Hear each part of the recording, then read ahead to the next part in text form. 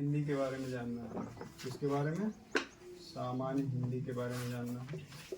जैसे अंग्रेजी या इंग्लिश ग्रामर होती है, ऐसे क्या होती है, हिंदी ग्रामर भी होती है। और हिंदी ग्रामर में क्या होता है कि जो व्याकरण है इसके अंग होते हैं, जैसे आपके अंग हैं, ठीक, बॉडी पार्ट्स हैं, ऐसे व्याकरण के भी अंग हैं। व्याकरण के अंगों में सबसे पहला है वर्ण विचार। वर्ण विचार। इसके बाद जो दूसरा आ जाता है वो है शब्द विचार। क्या है? शब्द विचार। और तीसरा आ जाता है वाक्य विचार। क्या आता है? वाक्य विचार। हमको जानना है किसके बारे में? वर्ण विचार के बारे में जानना है, या फिर वर्ण विचार क्या है। ये व्याकरण के अंग है, ठीक। तो वर्ण विचार को इंग्लिश में ऑर्थोग्राफी कहा जाता है। क्या कहा जाता है? ऑर्थोग्राफी, ठीक है। प्रोनाउंसिएशन में कुछ गलती हो सकती है हमसे। अब वर्ण विचार में हम सबसे पहले अध्ययन करते हैं या जानते हैं किसके बारे में? वर्ण के बारे में। क्या कि भाई वर्ण क्या है, ठीक।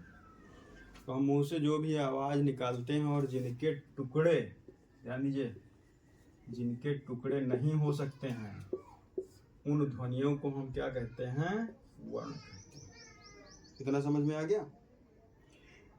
इनका खंड नहीं हो सकता, मतलब इनको और भागों में नहीं बांटा जा सकता, इसलिए इनको हम लोग अक्षर कहते हैं। क्या कहते हैं? अक्षर कहते हैं। और इंग्लिश में आप लोग क्या बोल देते हैं? लेटर्स बोल देते हैं। इतना समझ में आ गया? इनका एक ग्रुप होता है, यह समूह होता है। क्या होता है? समूह होता है। और समूह में ये क्रमबद्ध रूप से होते हैं। कैसे होते हैं? क्रमबद्ध होते हैं। तो समूह में हो और क्रमबद्ध हो तब हम ऐसे वर्णों के समूह को क्या बोल देते हैं? वर्णमाला। कहने वाली ना, अक्षर वाली, ठीक है। इतना समझ में आ गया? और ये भी कई भागों में बटे हैं भाई। जैसे इंग्लिश ग्रामर में क्या है कि वावेल है और कॉन्सोनेंट है, ऐसे ही हिंदी में क्या है, अगर हम देखें वर्ण के भेद, इसके वर्ण के भेद, भेद अगर कठिन लग रहा है भैया तो इंग्लिश में लिख दे kinds of letter. Kinds of letter, ठीक है। तो इसके बारे में ये कहा जाता है कि दो भेद होते हैं, स्वर और व्यंजन। तो कुल मिला के हम दो, हमारे दो, मतलब क्या, अंग्रेजी में भी दो और हिंदी में भी दो स्वर और व्यंजन, ठीक है। कौन कौन से? स्वर और व्यंजन।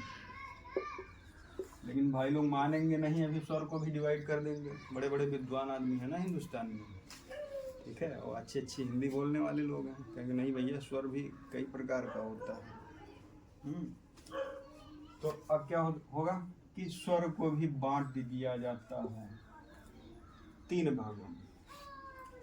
पहला है ह्रस्व स्वर, ठीक है। क्या है? ये र लगा हुआ है, ह्रस्व स्वर। दूसरा आ जाता है दीर्घ स्वर, और इसके बाद एक आता है कुलुत स्वर। तो कितने प्रकार का स्वर हो गया? हाँ, यानी स्वर को भी तीन भागों में बांट दिया इन लोगों ने, बर्दाश्त नहीं हुआ। अब स्वर को इंग्लिश में क्या कहा जाता है, बता पाएंगे? वावेल। क्या कहा जाता है? वावेल कहा जाता है, ध्यान रखिएगा। अच्छा, स्वर हिंदी में तीन प्रकार के होते हैं। ह्रस्व स्वर क्या है भाई? कह रहा है कि जिनको बोलने में या उच्चारण करने में एक मात्रा का समय लगे उनको ह्रस्व स्वर कहा जाता है, यानी समय कम लगता है बोलने में। और इनकी संख्या कितनी होती है? 4 होती है। कितनी होती है? 4 होती है।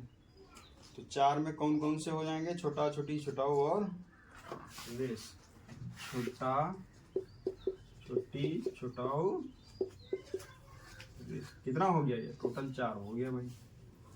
अब दीर्घ में अगर आ जाइए तो दीर्घ में ये कहा जाता है कि जो ह्रस्व स्वर हैं उनकी तुलना में 2 गुना समय लगता है।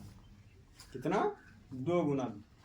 अच्छा, इनकी संख्या कितनी होती है? टोटल होती है इनकी संख्या 7। अब ये 7 कौन कौन से हैं? 4 इनको छोड़ दीजिए, इसके बाद में बढ़िए आगे, तो आपका क्या हो जाएगा? बड़ा आ हो जाएगा, बड़ी हो जाएगा, बड़ा वो हो जाएगा। और भाई आगे ए आई ओ औ, ऐसे फिर आओ। कितना हो गया? ये 7 हो गया ना? 7 हो गया। 1 2 3 4 5 6 7, टोटल 7 हो गया। इतना समझ में आ गया? अच्छा, तो कुल मिला के 7 और 4 11। हिंदी में स्वरों की संख्या कितनी होती है? 11 होती है। अब आप सोच रहे होंगे भैया पुलित स्वर कहाँ चला गया? घूमने चला गया, क्रिकेट खेलने चला गया? हाँ? हिंदी में स्वरों की संख्या कितनी? 11। कितनी? 11। बस 11 लिख लीजिए। स्वर की संख्या हिंदी में यहीं से घुमा देते हैं, कितनी है? 11।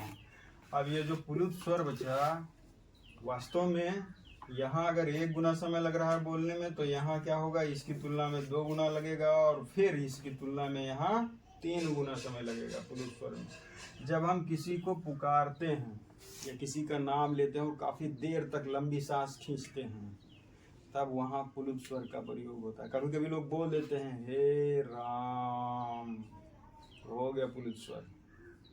ठीक है? इसका मतलब क्या हुआ? जोर से गाना गाने के लिए, या रोते समय, या किसी को पुकारते समय, 3 जगह, गाते समय, रोते समय और पुकारते समय किस प्रकार के स्वर का प्रयोग किया जाता है? पुलुत स्वर का प्रयोग किया जाता है। अब इससे भी सवाल बन जाता है, सवाल नोट कर लीजिए, थोड़ा तेज लिखिए।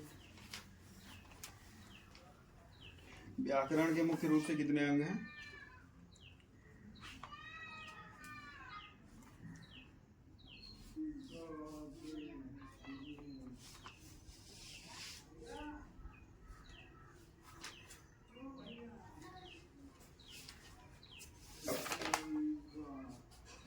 तेज लिखो यार, ना गड़बड़ाई मामला। 3 अंग हैं, वर्ण विचार, शब्द विचार और वाक्य विचार।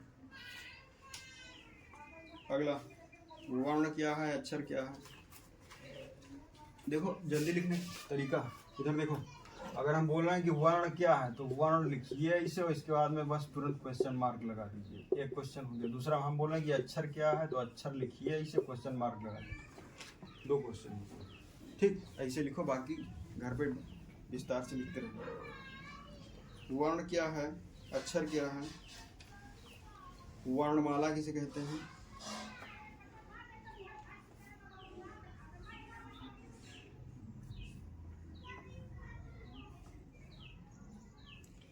अगला, हिंदी की लिपि देवनागरी की वर्णमाला में, लंबा सवाल है।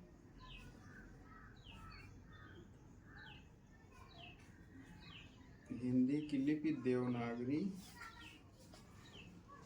की वर्णमाला में उच्चारण के आधार पर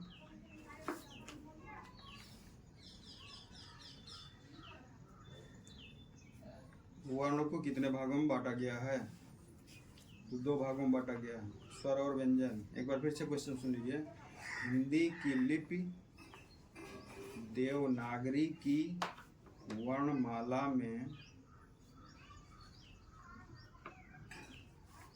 उच्चारण के आधार पर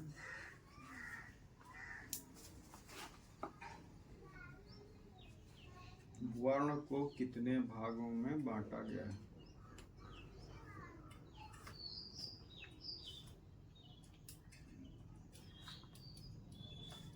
क्या लिख देंगे? 2 भागों में बांटा गया, स्वर और व्यंजन। ठीक है?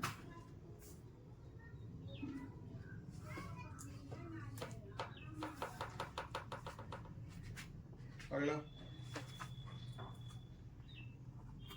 स्वर किसे कहा जाता है? स्वर की कुल संख्या बताइए।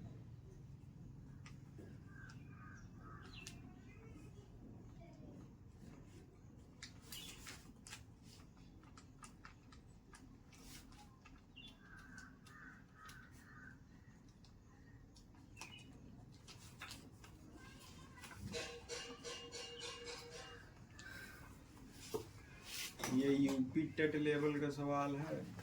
कौन सा? ये वाला ह्रस्व दीर्घ और प्लुत। ठीक, यूपी टेट स्तर का। अगला, स्वर को कितने भागों में बांटा गया है? हो गया। अगला सवाल लिखिए, ह्रस्व स्वर किसे कहते हैं? उदाहरण सहित समझाइए। तो ऐसे स्वर जिनको बोलने में कम समय लगता है उनको हम ह्रस्व स्वर कहते हैं। इनकी संख्या कितनी होती है? 4 होती है। कौन कौन से? लिख देना है।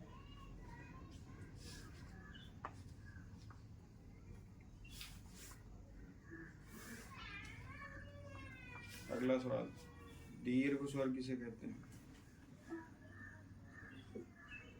दीर्घ स्वर किसे कहते हैं? ऐसे स्वर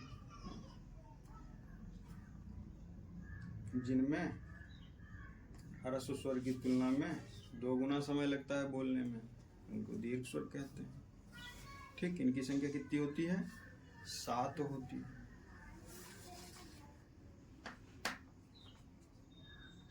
अगला, पुलुत स्वर का प्रयोग कहाँ कहाँ किया जाता है?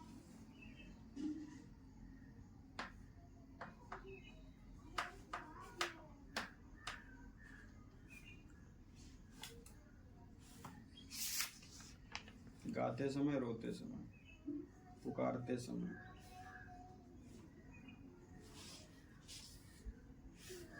अब यहाँ पुकारते समय मतलब क्या? बोलते समय कभी कभी हम भगवान का नाम लेते हैं, सांस लंबी खींच जाती है। ठीक है।